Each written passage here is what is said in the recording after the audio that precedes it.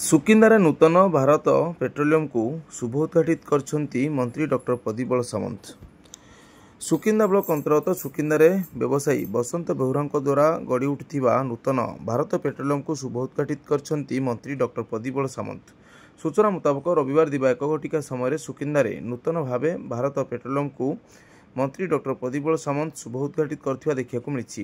ଏହି ବିଶେଷ କାର୍ଯ୍ୟକ୍ରମରେ ମନ୍ତ୍ରୀଙ୍କ ସହିତ ବିପିସିଏଲ ରିଟେଲ ରାଜ୍ୟ ମୁଖ୍ୟ Mainak Mukherjee, BPCL retail manager Deepak Agarwala, BPCL retail coordinator Soumya Jain ଓ ବ୍ୟବସାୟୀ ବସନ୍ତ ବେହୁରାଙ୍କ ଧର୍ମପତ୍ନୀଙ୍କ ସହିତ ତାଙ୍କର 2 ସୁକନ୍ୟା ଉପସ୍ଥିତିରେ ଏହି ନୂତନ ଭାରତ ପେଟ୍ରୋଲିୟମ ପମ୍ପ ଶୁଭ ଉଦ୍ଘାଟିତ ହୋଇଥିବା ଦେଖିବାକୁ ମିଳିଛି।